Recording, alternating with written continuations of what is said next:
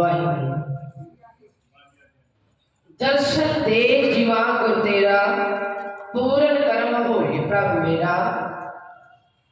सुख दाता मैं भजनो तिस आगे, कर अरदास मेहर करे ता, मेहर करे तिस मेहर वार्ता, काज आवे रास।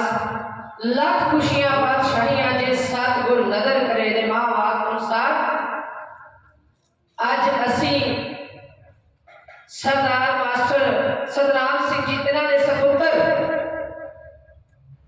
प्रिथवीपाल सिंह जिन्हां दे ब्याह आनंद कारज दियां खुशियां अंदर जुड़ बैठे आ। साथ संबंधी बेटी वाले परिवार नूं, बेटे वाले परिवार नूं इस निमाणी दे जथे नूं आप जी याद करके रब वर्गा हुक्म ला के आप जी दे दर्शन दिदारे करने वास्ते आपने हुक्म लाया। कोट कोट धन्नवाद आप जी दा, कोट कोट धन्नवाद गुरु ग्रंथ साहिब जी महाराज दा।